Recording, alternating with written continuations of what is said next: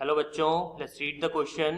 The question says the isomerism which is possible with complex. तो ये complex हमको दे रखा है, आपको बताना है कि इनमें से कौन सा आइसोमेरिज्म होगा इस कॉम्प्लेक्स के लिए. लिंकेज होगा कि हाइड्रेट होगा, कोऑर्डिनेशन होगा या फिर आयोनाइजेशन होगा. क्वेश्चन को सॉल्व करने से पहले अपन चेक करते हैं इसका की कॉन्सेप्ट. तो इस क्वेश्चन के लिए हमारे पास जो की कॉन्सेप्ट है that will be your isomerism.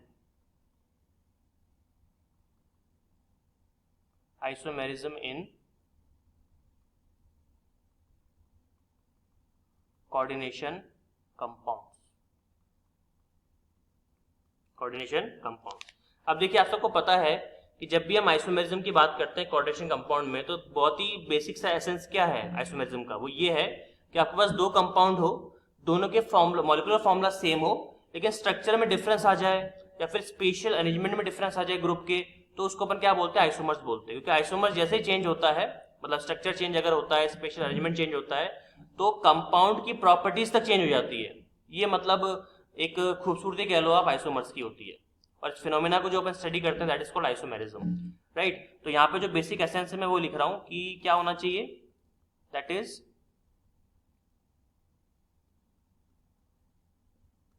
Molecular formula should be same, ठीक है, बट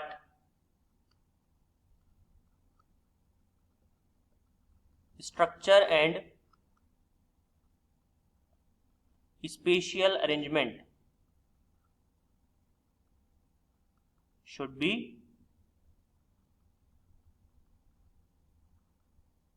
different. ठीक है, चलिए तो अपन इस कंपाउंड को लेते हैं. जो कंपाउंड आपको दे रखा है, इस कंपाउंड को अगर हम लें तो ये होगा आपका CONH3 का होल 5 BrSO4.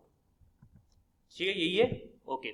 अब इसका अगर मैं आइसोमर बनाऊं तो इसका मैं एक ही आइसोमर बना सकता हूं, दैट इज CONH3 का होल 5 SO4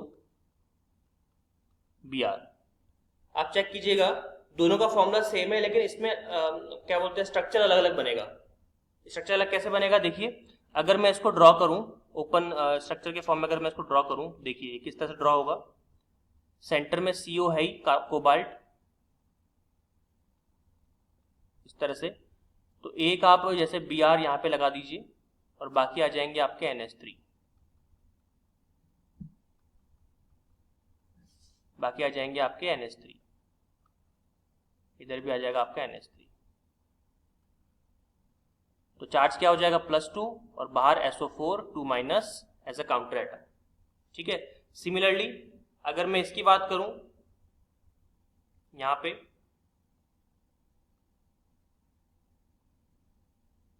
इस कंपाउंड की, तो देखिए CO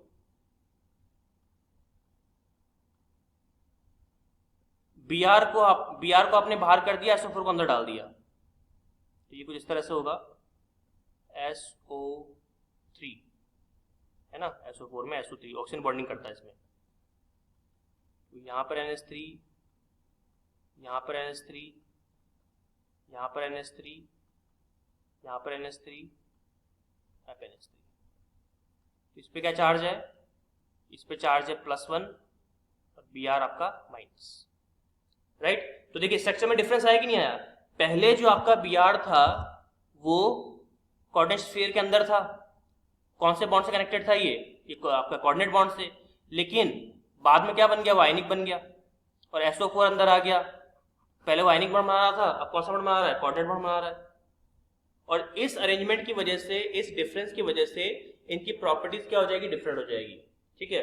और जब भी हम इसको वाटर में डिसॉल्व करेंगे तो आपको डिफरेंट आयंस मिलेंगे, डिफरेंट आपको आयंस मिलेंगे. इन दोनों का वाटर में डिसॉल्व करोगे तो वाटर में डिसॉल्व करने के बाद क्या मिलेगा आपको, ऊपर वाले कंपाउंड से आपको मिलेगा SO4 2- और नीचे वाले कंपाउंड से Br-. तो चूंकि आपको आयंस डिफरेंट मिल रहे हैं, इसलिए both of them are ionisation isomers.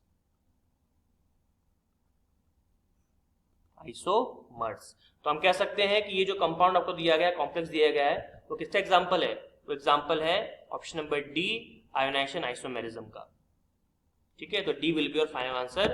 Hope you understood it well. All the very best.